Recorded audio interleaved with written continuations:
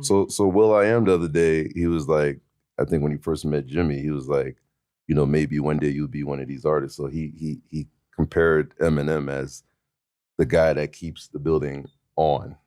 But when you found 50 Cent, was that like another like jackpot hit? It was lightning insane, right? striking twice in the same Holy place. Shit. And that doesn't happen. But it happened.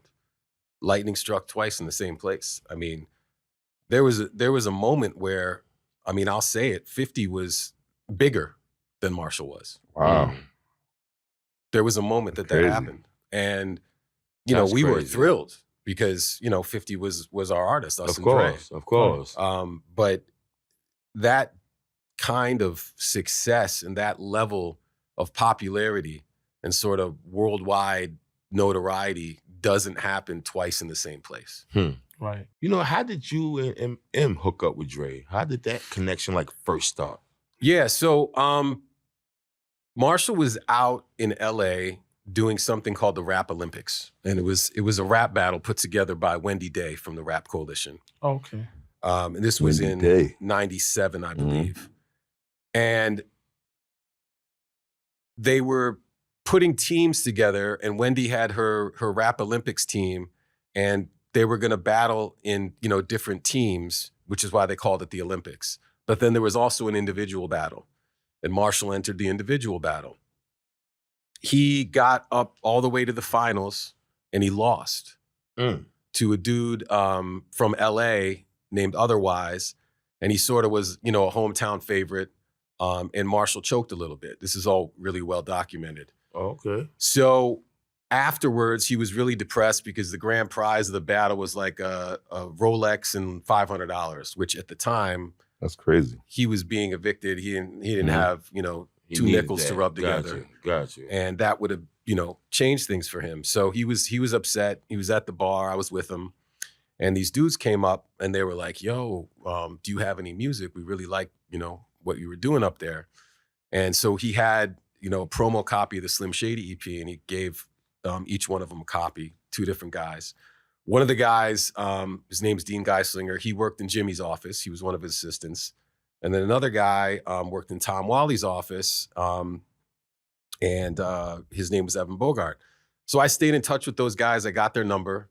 And as things started to continue to develop and Marshall's buzz grew, we put together a trip for him to come out to LA to meet with labels. And I may have gassed the story up a little bit, right? And I said, yeah, you know, Marshall's going out. We're about to close a deal with whoever, Sony. I can't remember what I said.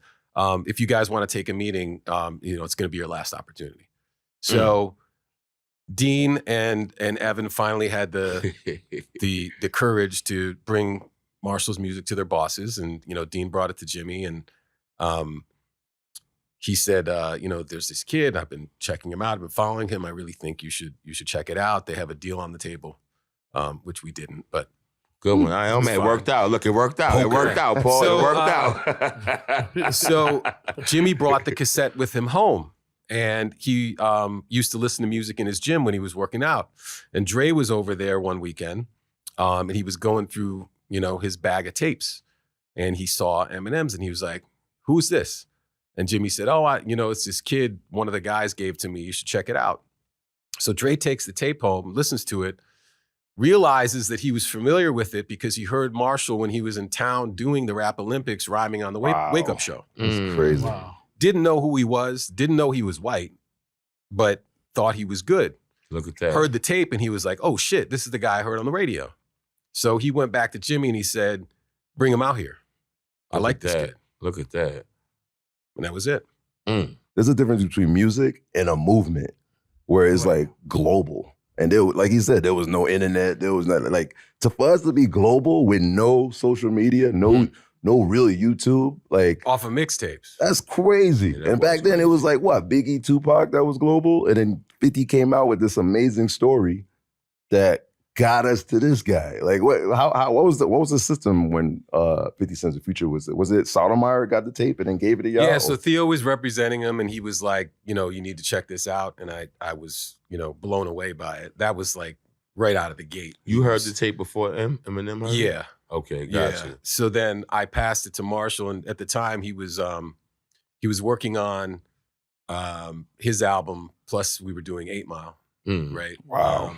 So he had a lot going on, but got him to focus on it. And he was like, "Yo, I really like this," and he was like, "I don't know, do you think we could do this on our own?" And at the time, I think we just had D12 and maybe Obi signed to the label, and we just thought because of the help we would need on production and sort of the, base of credibility that it would add to bring it to Dre. Got you. Wow. So we brought it to Dre, and he was like, "Okay, let's, we got to meet him." Right?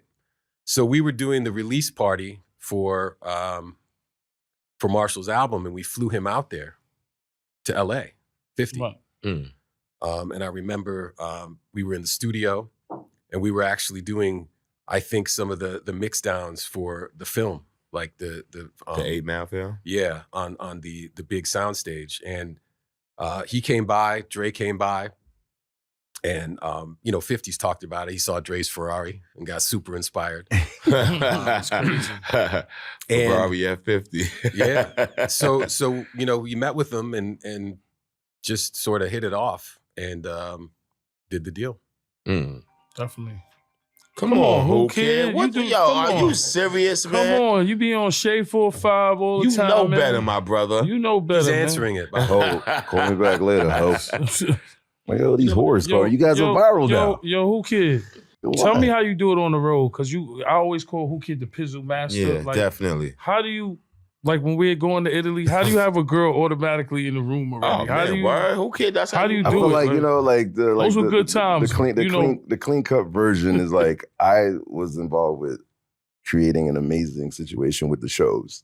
So it's either 50 Cent was always first. Back then we had no, how it is, like it goes up and down, like who's first, who's he's second, got the trickle third. down. Yeah, I was number 3. Like Banks was number 2, and What about this guy? he was locked up. No, I was. Oh, you mean that at that Yeah. point? Yeah, during that okay. point, yeah, he wasn't around like was in the locked beginning up. of the moisture days, So yeah, but it's like they always. Moisture day. It's crazy. I never had issues getting Pause women. with that. Yeah, I know. Moisture days, Yeah. Pause. Moisture, damn. moisture is his word. I don't care. It's still a pause. All right, Okay, liquefying days. Yeah. That's So not That's better. another pause. Man. Pause Thank too. you, boy. That don't even sound better. oily days. Thank you, Oily Paul. days. All right, That's all a right. pause. Come what's That's- going on with this dude? That sounds Well, anyway, it was always easy for me to get women because I was I was behind Pause 50 while he's performing. So they always the visuals was just too crazy. So I've always had like women in the room. I don't know why. They call me Captain Save-A-Hole because I always make sure they get home. I'm the guy that's like, why are you doing this? You could do better. You're beautiful. Who Kid was like one of the funniest guys on the road. Like there's so many stories, good times. And I feel like, the money, the cars, the jewelry, the good times with you guys was the best. Can you admit, like I tell people this story all the time. When I first met them, I had to go, this is after 50 got shot. So for me to get my interview, I had to go meet 50, but all of them was there. Yayo, Banks, guns everywhere. Where was it? It was in Sean Money's Poconos? basement. Shot Money basement. Yeah. So I walked down there, and it's funny because outside they had this dirty ass van. Like, what was that van? The Chrysler Dodge, no AC. It's I run think down. it was run down. It was burgundy Super van. run down. And then you get down there, and it's like not really crazy lit, but you see the vests, you see the guns everywhere. You think it's like, and this is real. This is real. And This you is not didn't like a turn movie. around and leave? I wanted to, but You had to get the interview. because I never met these guys, So Right. can you tell me what was your first reaction? Because when I saw you, it felt like you wanted to rob me because I don't know. I felt Probably like did. Nah, I mean, I didn't want to rob you. I never wanted to rob Banks had an attitude. He wasn't talking to nobody because he was conservative. Shout So to you Banks, look shout like to you Banks. wanted. Oh, man. You look like you wanted to rob me. You know what I'm saying? So I don't think I look like a robber. Who Kid was always my boy. This is my Damn. guy. nah, but you know crazy. what I think because of the situation they was in at the situation time. y'all were in, like high alert. So I think you just was not trying to hear. because 50 situation kind of turned into our situation. So Yeah. it was told us like, if you ain't ready for what's going on, I don't want you to get hurt or be around, which is smart. It's cool.